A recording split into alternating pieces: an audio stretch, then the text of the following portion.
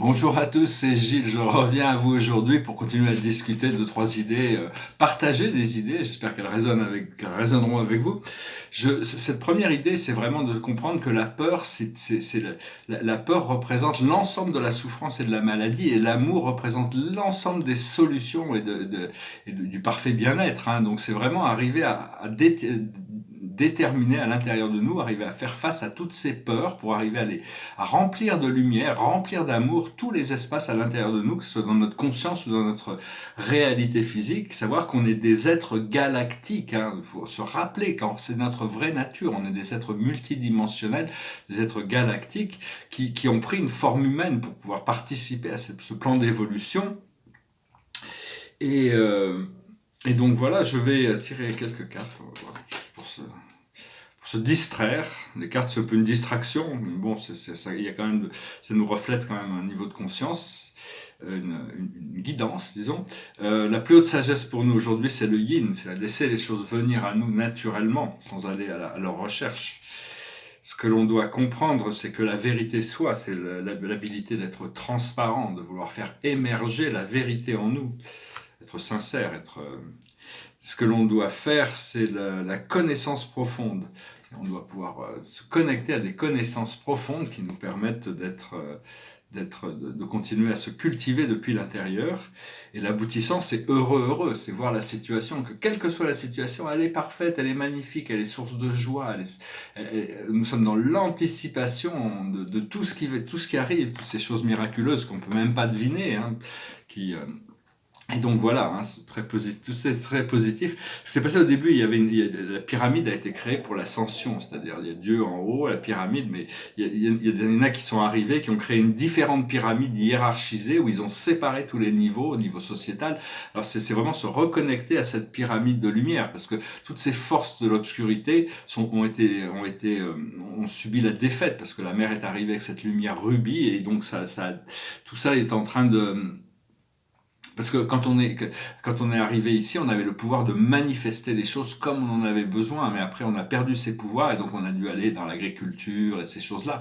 Mais c'est retrouver ce pouvoir magique parce que on vit dans un monde qui est en pleine transition. Donc beaucoup de gens sont unifiés dans la peur, hein. Donc il faut les unifier dans l'amour. Donc c'est vraiment essentiel de cultiver cette compréhension. Bon, l'amour, c'est le respect, ça peut être la neutralité, ça peut être plein de choses, hein. C'est des millions de millions de choses. On peut pas, c'est comme l'amour, Dieu, toutes ces choses-là ne peuvent pas être définissables. Mais elles sont expérientielles. Donc je vais jeter un coup d'œil aussi avec la cache, puisqu'on est là. Passé, présent, futur. Trois quarts de la cache. Le passé, c'est les arts.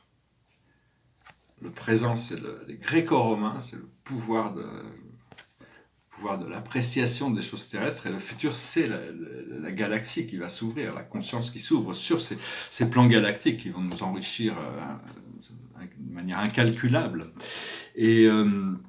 Donc voilà, je voulais parler aussi parce qu'on vit dans une période de transition, il faut essayer de trouver des solutions planétaires, des choses simples qui peuvent permettre, bon, c'est pas exhaustif, il y a plein de choses à faire, mais une dont je voulais parler, c'était sur l'éducation, et par rapport à l'éducation, ça serait un programme de mentor, c'est-à-dire que bon, ce que je fais ici, c'est je suis un mentor un petit peu, l'idée de réunir autour, de pouvoir guider, de pouvoir encadrer, de pouvoir soutenir, de pouvoir éduquer. Et ça pourrait être installé au niveau de toute la société. Quand un enfant a 12 ans, on lui donne la responsabilité d'être le mentor d'un enfant de 8 ou 9 ans ou 10 ans.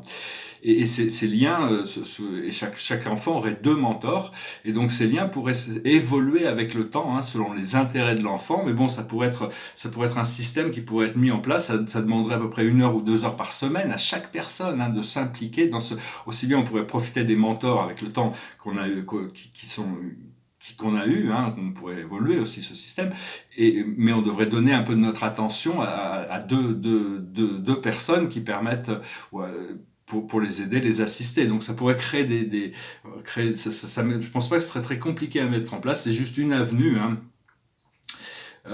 une avenue de développement, parce que bon, ce serait un système qui permettrait de créer des liens dans la société aussi. Et puis bon, faudrait surveiller, il faudrait qu'il y ait même des comités qui permettent, si un enfant a des tendances violentes, de pas lui donner des mentors qui soient dans le même esprit, hein, pour essayer de recadrer un petit peu les choses, revenir vers, parce que bon, il y a des enfants qui sont plus turbulents que d'autres, ça dépend du milieu social-culturel dans lequel ils évoluent aussi, mais il y a le niveau de l'âme, il y a beaucoup d'enfants très évolués qui ont besoin de...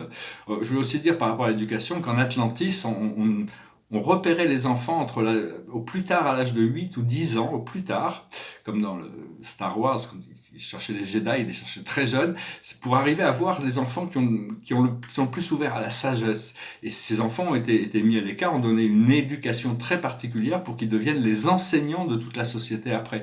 Donc c'est aussi un système il y a plein de systèmes qui, à mon avis, l'éducation des enfants, ça commence avec là. Si on veut changer la société, il faut évoluer nos systèmes d'éducation.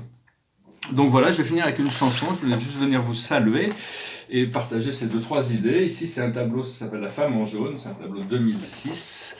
Et ici, c'est sur les 7 grandes familles spirituelles. C'est un tableau de 1999. C'est une série de 7 tableaux. C'est la première complétion de cette réalisation, de cette vision, hein, sur la Compagnie du Ciel que j'avais créée. J'étais en Colorado, à Denver à l'époque. Et voilà, je vais chanter une chanson. C'est une chanson assez spirituelle, c'est une chanson de Jimi Hendrix, qui s'appelle Angel. Angel come down from heaven yesterday. She stayed with me just long enough to rescue me. And she tell me a story yesterday about the love between the moon and the deep blue sea. And when it was time for her to go, she spread her wing high over me, and she said, I shall return tomorrow. And I say, fly on, my sweet angel, fly on through the sky. Fly on, my sweet angel. Tomorrow I will feel you by my side. And sure enough, this morning comes to me, where silver-winged silhouette against the glow of a child's sunrise. And as the bluebirds and sparrows envy me, she said, I love you, little boy, and today you shall fly. She kissed me once, and the feeling so good, she made me cry. And now we fly together. And I say, fly on, my sweet angel. Fly on through the sky. Fly on, my sweet angel. Together we shall always be alive. Super chanson. C'est marrant, au milieu de la chanson, j'ai pensé à Jimi Hendrix, il était là, c'est marrant, ça m'a fait rigoler. Ça m'a fait sourire. Et non, c'est sur le fait de connecter avec son ange gardien, une fois qu'on ces dimensions angéliques nous libèrent complètement. Hein. On est toujours éternel quand on se reconnecte à cette nature éternelle que les anges nous rappellent. Et on est libre de voler. Donc voilà, la carte de la journée, c'est le 10 de Raphaël. La vie est faite d'amour et de grâce. Relation familiale harmonieuse, à la recherche du bonheur. C'est Épicure qui considérait que la recherche du bonheur était essentielle à la vie de l'humain. Voilà, je vous remercie, je vous salue et puis je vous souhaite beaucoup de bonheur. Namasté.